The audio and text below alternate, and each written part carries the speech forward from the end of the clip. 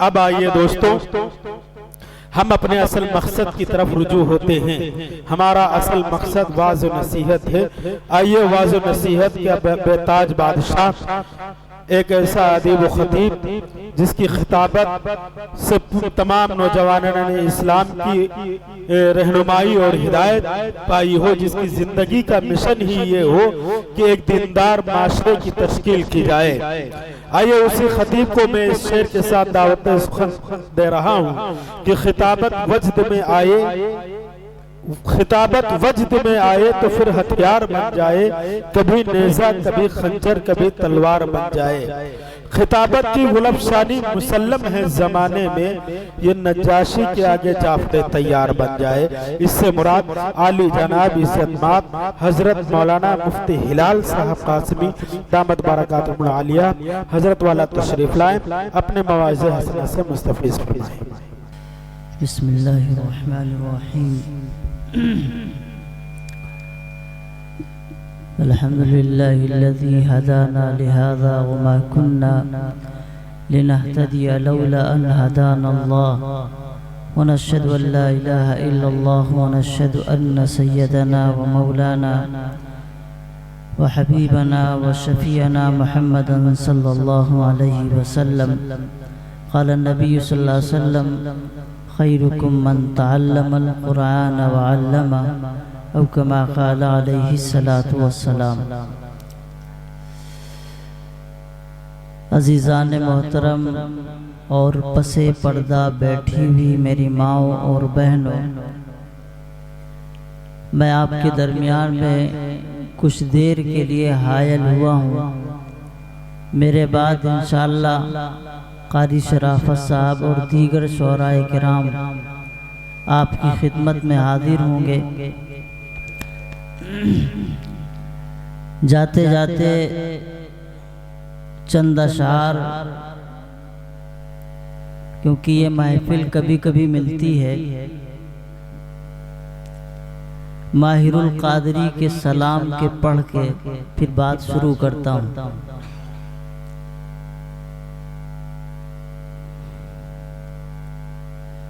सलाम उस पर कि जिसने बेकसों की दस्तगीरी की, सलाम उस पर कि जिसने बेकसों की दस्तगीरी की, सलाम उस पर कि जिसने बादशाही में फ़कीरी की, सलाम उस पर कि जिसने बेकसों की दस्तगीरी की, सलाम उस पर कि जिसने बादशाही में फ़कीरी की, सलाम उस पर कि असरारे मोहब्बत जिसने समझाए, सलाम उस पर कि असरारे मोहब्बत जिसने समझाए, सलाम उस पर कि जिसने ज़ख्म खाकर फूल बरसाए, सलाम उस पर कि जिसने खून के प्यासों को क़बाएं दी, सलाम उस पर कि जिसने गालियाँ सुन कर दुआएं दी, सलाम उस पर कि जिनको सलाम उस पर कि दुश्मन को हयाते जावेदां दे दी। सलाम उस पर अबू सुफियान को जिसने अमा दे दी। सलाम उस पर कि जिसका जिक्र है सारे सहाइफ में। सलाम उस पर हुआ मजरूह जो बाज़ार ताइफ में। सलाम उस पर कि वतन के लोग जिसको तंग करते थे। सलाम उस पर कि घर वाले जिससे जंग करते थे। सलाम उस पर कि जिसके घर में न चांदी थी न सोना था। सलाम उस पर, सलाम उस पर कि टूटा बोरिया जिसका बिछोना था। सलाम उस पर कि जिसने बेकसों की दस्तगीरी की। सलाम तो बहुत बड़ा है, मैंने चंद अशार आपके सामने पढ़ दिए हैं। कुरान पाक क्योंकि मुकम्मल हुआ है, मेरी माएँ बहनें बैठी हुई हैं, मर्द हजरात तो धीरे धीरे नींद के गलबे के साथ वापस जा रहे हैं। चंद मिनट इंशाल्लाह इसी पे बात कर लूँगा। मेरे भाई, कुरान करीम हम सब और पूरी उम्मत मुस्लिमा के लिए हमारी ज़िंदगी और मौत की किताब है। अल्लाह के नबी जनाब मोहम्मद रसूलुल्लाह सल्लल्लाहु अलैहि वसल्लम का जिंदा जावेद मौजिज़ा कुरान करीम हमारे सामने। अल्लाह ने इस किताब को इसीलिए बाकी रखा है क्योंकि आपके बाद कोई नबी आने वाला नहीं है, कोई रसूल आने वाला नहीं है। इसीलिए अल्लाह ने इस किताब को आखिरी किताब कहा है और इस किताब की हिफाजत का वादा किया। यही वजह है कि कुरान पाक 1400 साल पहले जिस तरह नाजिल हुआ था, उसके अल्फाज जैसे थे, उसके हुरूफ जैसे थे, उसके पढ़ने का जो ढंग था वो आज भी इसी तरह जिंदा है और उसमें किसी तरह की कमी नहीं आई। इसलिए आप हजरात और माएँ बहनें सबके सामने मैं ये बात कहता हूँ, अल्लाह का ये निज़ाम है, अल्लाह का ये निज़ाम है। अल्लाह ने इस किताब की हिफाजत का वादा किया है, वरना इससे पहले तौरेत आई, ज़बूर आई, इंजील आई और तमाम किताबें आई और तमाम सहाइफ आए। ये 3 किताबें तो मशहूर हैं और मारूफ हैं, हमें पता है। लेकिन उसके अलावा कितनी किताबें आई, कितने सहाइफ आए, किसी को पता नहीं, ना अल्लाह ने उनका जिक्र किया है। लेकिन मोमिन के लिए और साहिब ईमान के लिए ईमान की बुनियादी शर्तों में से एक शर्त है, जब उससे कहा जाता है कि आप ईमान किस चीज़ पे लाए, तो कहता है आमन्तु बिल्लाह, मैं अल्लाह की ज़ात पर ईमान लाता हूँ।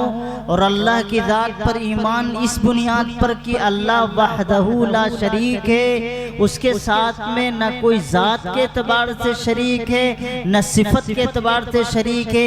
फिर आगे बंदा कहता है आमन्तु बिल्लाहि व कुतुबिही व रुसुलिही, और तमाम नबी और तमाम रसूलों और तमाम किताबों पर।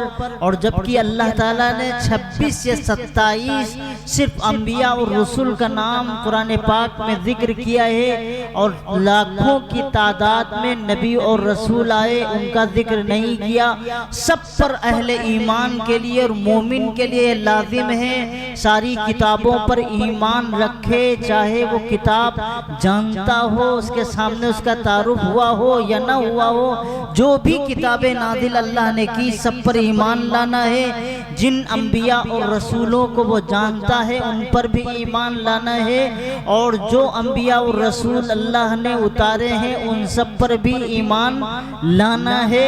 और आपके बाद कोई नबी पैगंबर नहीं आएगा, इस बात पर भी ईमान लाना।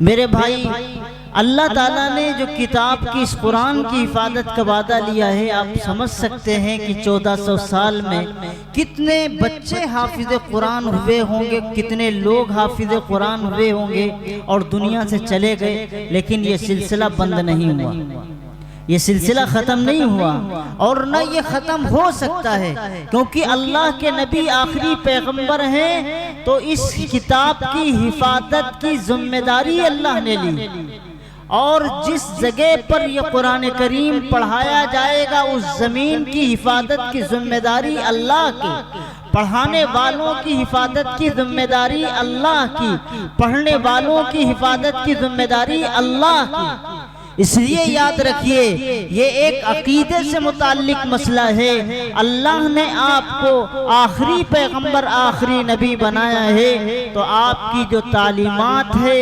आप पर जो चीज़ें नाजिल हुई हैं, आप पर जो चीज़ें आई हैं, उन सब की हिफाजत की जिम्मेदारी अल्लाह ने ली है।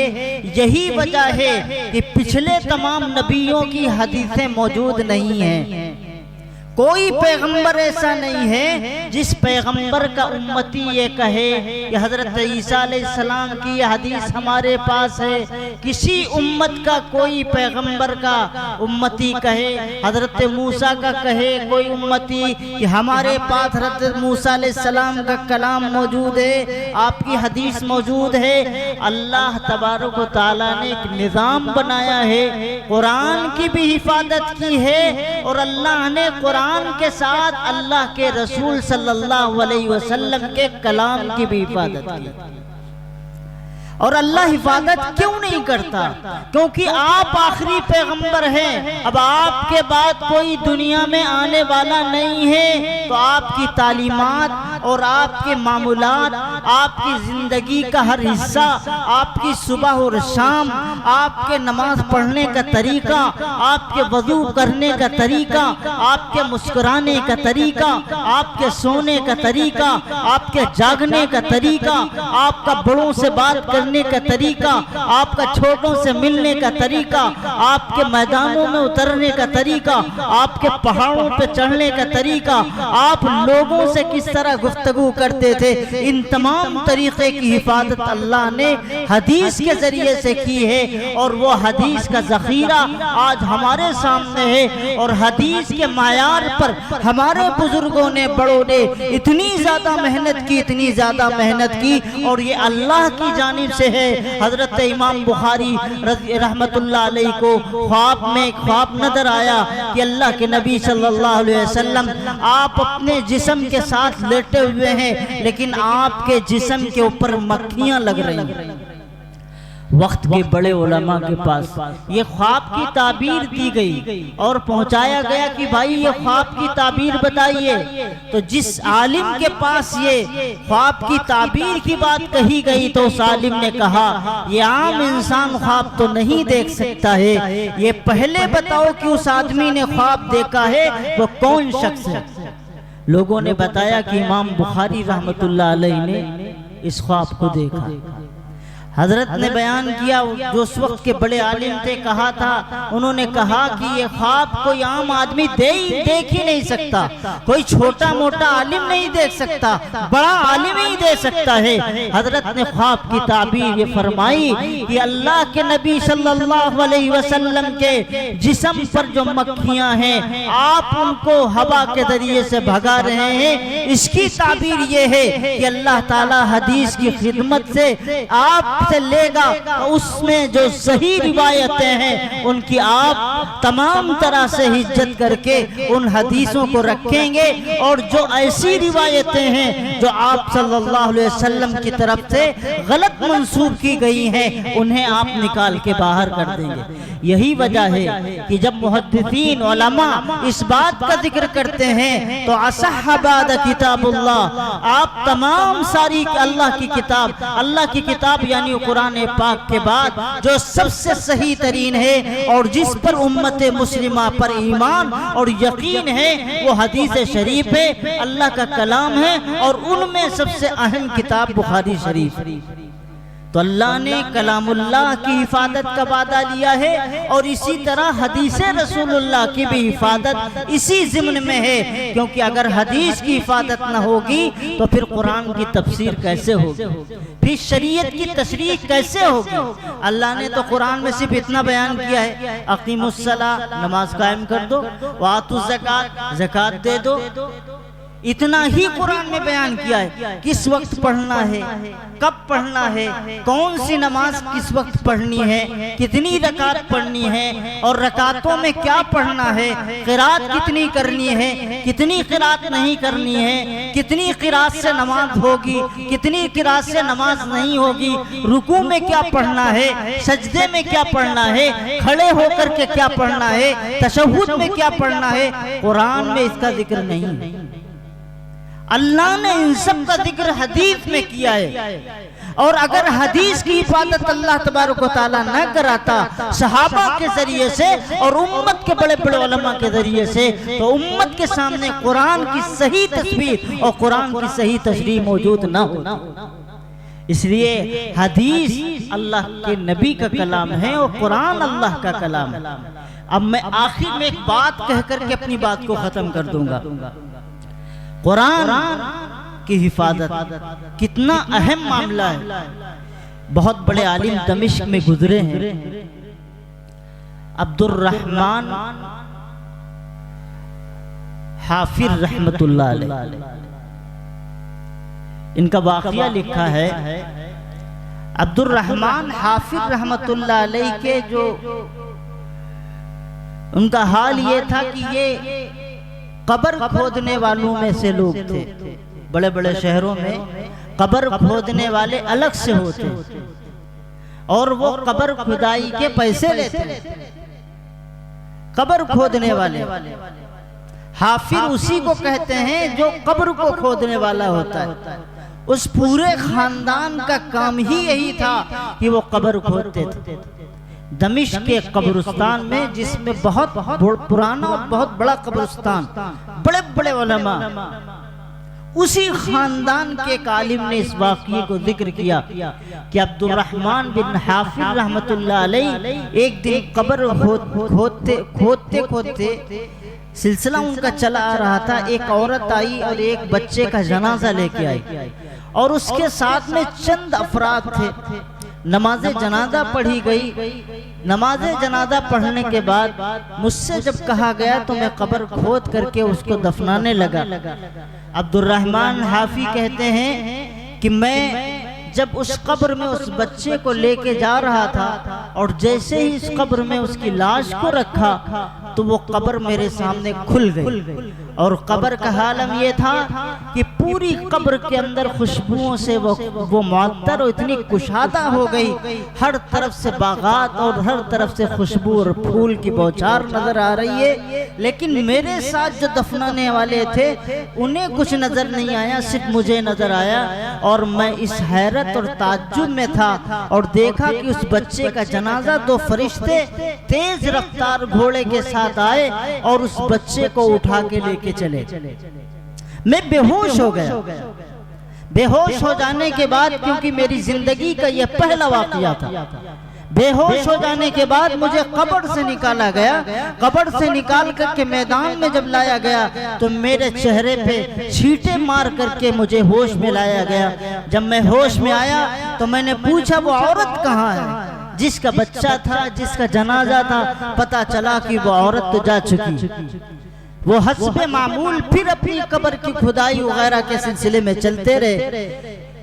चंद दिनों के बाद फिर एक जनाजा लेकर के आया। एक जवान का जनाजा था, वो जवान का जनाजा था, लेके आया। वो औरत लेके आई, चंद अफराद फिर उसके साथ में हैं। उस औरत ने कहा कि मेरे बच्चे की कब्र खोद दिए। मैंने कब्र खोद दी, जनाजा पढ़ा गया और फिर उस बच्चे को वहीं दफनाया गया। तो दफनाने में मैं भी शरीक था। अब्दुर रहमान हाफी रहमतुल्लाह अलैह कहते हैं कि जब उस बच्चे को दफनाया तो बिल्कुल पहले वाले बच्चे की सूरत हाल कि कब्र कुशादा हुई और खुशबुओं की बहार, और इस बच्चे को भी लेकर के दो फरिश्ते चले। मैं उस वक्त फिर अपनी हिम्मत को जुटाता रहा और मैं किसी तरह की अपने ऊपर मुझे खौफ का इजहार नहीं हुआ, मैं बेहोश नहीं हुआ और मैं कब्र से नीचे से ऊपर आया। कब्र के ऊपर मिट्टी डाली गई और फिर उसके बाद में लोग जाने लगे। तो मैं उस माई के पीछे दौड़ा जो औरत ये जनाजा लेके आई थी। मैंने उससे पूछा, ये बताओ कि ये जो तुम्हारा ये जनाजा था ये किसका था? कहने लगी ये मेरा बेटा था। कहा कुछ दिनों पहले तुम एक जनाजा लेके आई थी जिसमें मैं बेहोश हो गया था। कहा हाँ मैं ही जनाजा लेके आई थी। कि वो कौन था? कहने लगी कि वो भी मेरा बेटा था। कहने लगी, तब उसने पूरा माजरा सुनाया और कहा, अब्दुर रहमान हाफिज रहमतुल्लाह अलैह ने माजरा सुनाया, जब पहला बेटा उस वक्त आप जब दफन किया था मैंने और मैं बेहोश हो गया था, तो मैं बेवजह बेहोश नहीं हुआ था। मैंने एक मंजर अपनी आंखों से देखा कि कब्र कुशादा हुई और जन्नत नुमा बन गई और उसके अंदर खुशबुओं की बहार चली और दो फरिश्ते आए और आपके बच्चे के लाश को लेके चले गए। मुझे इस मंजर को देख करके इतना ताज्जुब हुआ, मेरी जात पर इतनी हैरत और इतना अजीब और गरीब कैफियत महसूस हुई। मैं उसी वक्त महसूस हो गया, मैं बेहोश हो गया था। और फिर आज जब मैंने देखा तो फिर वही मंजर है। कभी कभी अल्लाह तबारक व तआला अपने नेक बंदों को हिदायत देने के लिए इस तरह के मामलात करता है। दुनिया कुछ नहीं देखती, लेकिन अपने बंदे को जिसको करीब करना चाहता है इस तरह के हालात को खोल देता है। वो कहते हैं कि ऐ माई सही सही बताना, ये दोनों बच्चे क्या करते थे? कौन सा अमल था जिसकी वजह से अल्लाह ने जन्नत को कुशादा किया और उनकी कब्र के अंदर खुशबुओं का सिलसिला जारी किया और उनकी कब्र के अंदर लाश जाते ही फरिश्ते जन्नत के आके गए और उस जनाजे को लेके चले गए। क्या मामला है? माई बोलती है मामला कुछ नहीं है, माजरा कुछ नहीं है, न ये कोई बहुत बड़े इबादत गुजार थे, न कोई तहज्जुद गुजार थे। हालात ये हैं कि पहला बच्चा एक मदरसे के अंदर कुरान पढ़ रहा था और उसकी अचानक तबीयत खराब हुई और दुनिया से चला गया। मैं उसको दफन करने के लिए आई थी और मैंने दफन करके यहाँ से रुखसत कर ली। इस बच्चे की जो पहला बच्चा था जो दफन किया मैंने और जो एक हादसे के और अचानक मौत की वजह से उसको दफन किया था, इस बच्चे का पूरा खर्च मेरा एक बेटा जो बड़ा था जिसको बाद में दफन किया था वो मजदूरी करता था, काम करता था। जो खर्च होता था अपने भाई की जात पर खर्च करता था कि मेरा बच्चा मेरा भाई जो हिफ्ज़ कुरान कर रहा है, अल्लाह का कलाम पढ़ रहा है, उसकी जात पर खर्च हो जाए। मेरे भाइयों मेरे बहनों कान खोल के सुनो, माई कहती है, माँ कहती है मुझे तो नहीं पता कौन सा मंजर क्या हुआ, तुम्हारी आंखों ने देखा तुम जानो, मुझे तो नहीं पता, लेकिन हालत यही है कि ये बड़ा बेटा अपनी कमाई की बड़ी हिस्सा बड़ी रकम उस बच्चे के ऊपर खर्च करता था। अल्लाह को मंजूर नहीं था, पहले वाला बच्चा भी चला गया और दूसरा वाला भी बच्चा चला गया। इससे ये पता चला कुरान पढ़ने वाले पर जो खर्च किया जाता है, कुरान पढ़ने वाला जो पढ़ता है उस पे जो खर्च करता है और इसी तरह जो कुरान पढ़ता है उस पर भी अल्लाह की रहमत होती है और जन्नत की बशारत होती है। मैं किसी ऐसे वाक़ये जो उस वक्त वाक़या हमारे बड़े बुजुर्ग कहते हैं और बताते हैं, अब्दुर रहमान हाफिज रहमतुल्लाह अलैह अपनी कुदाल को अपनी तमाम चीज़ों को छोड़ करके कब्रिस्तान से यहाँ मदीना मस्जिद जामा मस्जिद मदीना थी, वहाँ जाकर के पहुँचते हैं और वहाँ के उस वक्त के बड़े आलिम और उनके सामने कहते हैं कि अल्लाह आलिम साहब, शेख साहब, मुहद्दिस साहब, मैंने अपने जिंदगी के अंदर ऐसे वाक़यात नहीं देखे। मेरी तबीयत बदल चुकी है, मेरी हालत बदल चुकी है। मैं आज के बाद कब्र नहीं खोदूंगा, अल्लाह के इल्म और कुरान को सीखूंगा, अल्लाह के दीन को सीखूंगा, मुझे सिखाइए। बड़ी उम्र थी, 40 के आसपास पहुंच चुके थे, बड़ी उम्र थी। हजरत शेख ने उस वक्त कहा कि भाई तुम्हारी बड़ी उम्र हो चुकी है, तुम अब क्या सीखोगे? कहने लगे नहीं, हमें सीखना है, इल्म दीन को हासिल करना है। उनकी सोहबत में बैठे। आज अल्लाह ताला ने उन तमाम मुंतखब और मुमताज मुहद्दिसीन उलमा की सफ़ों में अब्दुर्रहमान बिन हाफी रहमतुल्लाह अलैह का नाम मशहूर किया है। और उनके खानदान के सबसे आखिरी आलिम और मुहद्दिस जो पैदा हुए हैं, उनका नाम अब्दुल रज़्ज़ाक़ हाफी रहमतुल्लाह अलैह। तो इसलिए मेरे भाई और बुजुर्गों, दोस्तों, अल्लाह ताला हर इल्म को और इल्म दीन को हर उम्र के लोगों के लिए बना रखा है। ये नहीं है कि कोई छोटा बच्चा हो वही इल्म दीन हासिल करे। हर शख्स दीन का इल्म हासिल कर सकता है, बूढ़ा हो वो भी, जवान हो वो भी, औरत हो वो भी, घर के सारे काम हो वो भी। सिर्फ 1 घंटा अल्लाह के दीन को सीखने के लिए आपको निकालना होगा। मैं यकीन से कहता हूँ, अल्लाह के घर में अल्लाह के कुरान को सीखोगे, अल्लाह के दीन को सीखोगे, आपका घर भी संभलेगा, आप भी संभलेंगे, आपकी औलादें भी संभलेगी। मैं ज्यादा दूर की बात नहीं करता, मैं अपने यहाँ के इलाके की बात करता हूँ। मेरा पढ़ाई का जमाना था, एक बच्चा जिसके 12 या 13 पारा हुए थे और अचानक पेट में दर्द हुआ, उसका इंतकाल हो गया। 1 साल के बाद उसकी कब्र जब फटी और खुली बारिश के मौसम में, तो जिस तरह जनाजा उसका दफनाया गया था, जो कफन था उसी आलम के अंदर मिला। न उसके कफन पर दाग आया और न उसके जिस्म पर दाग आया।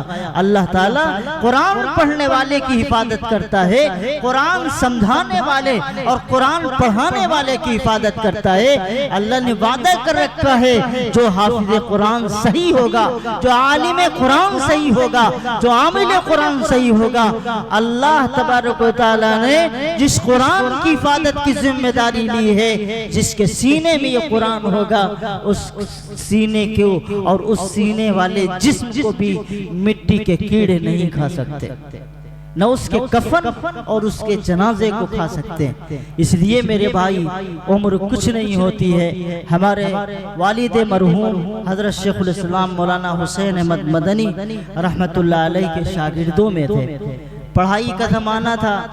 जब ज़माना पढ़ाई का था तो किस आलम में पढ़े, वो गुर्बत का आलम था। पैदल बहराइच पहले जाते थे, वहाँ नूरुल उलूम इब्तिदाई ज़माना था, पढ़ाई हासिल करते थे। फिर दारुल उलूम देवबंद जाना हुआ, वहाँ से फारिग हो गए। फारिग हो जाने के बाद लखीमपुर में एक जगह है श्रीनगर, वहाँ कोई आदमी ऐसा नहीं था कि जो तरावी सुना सके। कोई आदमी ऐसा नहीं था तो तरावी सुना सके। हमारे दादा मरहूम हजरत मौलाना हकीम अली अहमद साहब रहमतुल्लाह अलैह ने उस गांव के अंदर पहला मदरसा कायम किया और उस मदरसे में हमारे वालिद साहब रहमतुल्लाह अलैह उस्ताद थे। आपको ताज्जुब होगा कि वालिद साहब रहमतुल्लाह अलैह, ये ताज्जुब की क्या बात, ये तो अल्लाह का फैज़ है और फضल है, अल्लाह जिसे अता कर दे। फारिग होने के बाद शिकार करते करते 2 माह के अंदर हाफिज हो गए। और जब रमजान का मौका आया तो उन्होंने एक एक पारा करके पूरा कुरान सुना दिया। ये अल्लाह का फضल था। और होना क्यों नहीं था, उनके उस्ताद हजरत शेखुल इस्लाम मौलाना हुसैन मदनी रहमतुल्लाह अलैह जब माल्टा के जेल के अंदर कैद थे, तो उस्ताद मोहतरम हजरत शेखुल हिंद मौलाना महमूदुल हसन रहमतुल्लाह अलैह को रमजान का करीब का वक्त था, तो बड़ी बेचैनी हुई कि इस माल्टा के जजीरे में, यहाँ कैद खाने में हाफिज कुरान कोई नहीं है, आखिर कुरान पाक सुनाने वाला रमजान में कौन होगा। हजरत शेखुल इस्लाम मौलाना हुसैन अहमद मदनी रहमतुल्लाह अलैह भी हाफिज कुरान नहीं। जेल के अंदर रह करके उन्होंने कुरान पाक को पढ़ा, उसे हिफ्ज किया और रात को तरावी की सूरत में कुरान पाक सुनाया करते थे। ये हमारे बुजुर्गा दीन, उलमाए दीन, अकाबिर उम्मत हैं। अल्लाह तबारक व तआला का इनके ऊपर बड़ा फज़्ल है। लेकिन इसका मतलब ये नहीं है कि कोई आदमी अगर चाहे तो अल्लाह अता ना करे। अल्लाह की रहमत बेपनाह है, इंसान इरादा करे। हमारे बड़े बुजुर्ग उलमा कहा करते हैं इरादा पुख्ता होना चाहिए, और नंबर 2 पर हमारी दुआ अल्लाह से होनी चाहिए। चाहे वो दीन का मसला हो या दुनिया का मसला हो, नंबर 1 पर इरादा पुख्ता हो, नंबर 2 पर अल्लाह से रुजू होना चाहिए, अल्लाह से उम्मीद होनी चाहिए, अल्लाह से दुआ करनी चाहिए। अल्लाह बड़े से बड़े मसले को हल करा देते हैं। तो इसलिए मेरे अजीजों, ये चंद बातें अर्ज की थी। आपके बच्चे जो कुरान पढ़ रहे हैं और आप जो इन कुरान पढ़ने के ऊपर मेहनत कर रहे हैं, पैसे खर्च कर रहे हैं, जो रकमें खर्च कर रहे हैं, यकीन जानिए ये रकमें ज़ाया नहीं होंगी। जब आप कब्र में पहुंचेंगे तब इसका एहसास होगा कि हमने जो रकमें दी हैं ये ज़ाया होने के लिए नहीं दी हैं। आप कुरान की हिफाजत के लिए अपने माल को खर्च करेंगे तो अल्लाह तबारक व तआला आपके घर को और आपके खानदान को और आपकी नस्लों की हिफाजत करेगा। आप कुरान के नाम पर अगर पैसा खर्च करेंगे तो आप ही के खानदान में अल्लाह ताला हाफिज़े कुरान और आलिम कुरान को पैदा करेगा। अल्लाह से दुआ करिए कि अल्लाह ताला इन बच्चों को और यहाँ के असातिज़ा को और यहाँ के जिम्मेदारों को और यहाँ आए हुए उलमा उफ़ाज़ किराम को और राय किराम को सबको कबूल फरमाए, मेरे आने को भी कबूल फरमाए, और मैं जो कुछ कह रहा हूँ अल्लाह इसे कबूल फरमा के हम सब के लिए लाही अमल बना दे। अल्लाह ताला मुझे भी आप सब की अमल की तौफीक नसीब फरमाए। आमीन। व आखिर दावाना अनिल हम्दुलिल्लाहि रब्बिल आलमीन।